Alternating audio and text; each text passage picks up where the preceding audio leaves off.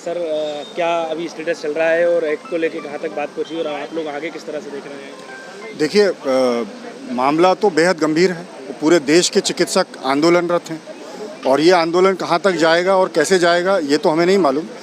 हाँ, लेकिन एक बात ज़रूर है जो मैं आपके चैनल के माध्यम से पूरे देश की जनता से कहना चाहता हूँ। अभी ये जो आंदोलन हम देख रहे हैं इसमें केवल चिकित्सक ही नज़र आ रहे हैं। ऐसा क्यों हो रहा है?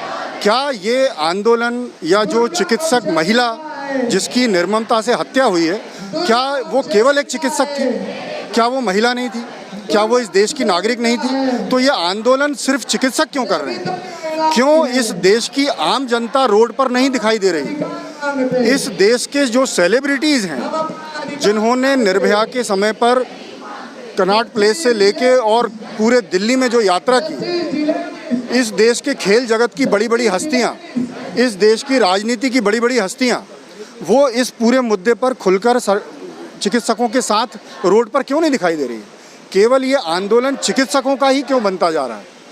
तो मेरा आपके इस चैनल से ये पूरे देश के प्रबुद्ध नागरिकों से, फिल्म इंडस्ट्री के बड़े बड़े कलाकारों से, दूसरी विधाओं के बड़े बड़े कलाकारों से और राजनीतिक प्रमुखों से, खेल या दूसरे कई ऐसी विधाएं हैं जहां जो लोग इस देश के नागरिकों को एक सोच दे सकते हैं, मेरे उनसे अनुरोध है। बनाने की मांग की जा रही है और वो अभी कुछ बहुत स्थगित नहीं दिख रही ये चीज़ें, वो कहाँ तक पहुँचा उसका स्टेटस या आपकी लगातार कानून, जिस कानून को बनाने की बात की जा रही है उसमें चीज़ें बहुत ज़्यादा तेज़ी से आगे जाती नहीं दिख रही हैं। देखिए, आपकी बात बिल्कुल सही है कि ये जो डॉक्टर्स प्रोटेक्शन एक्ट है या जो स्वास्थ्य कर्मी के प्रोटेक्शन एक्ट है, ये अभी मध्य प्रदेश में लागू है और दूसरे 2-4 राज्यों में अलग अलग लागू है, जिनकी अलग अलग धाराएं हैं, अलग अलग, किसी जगह पर ये जमानती है, किसी जगह पर गैर जमानती है। परंतु हम ये चाहते हैं कि ये देश स्तरीय कानून बने और वो कानून ऐसा सख्त हो कि वो हर राज्य में एक जैसा कानून बने।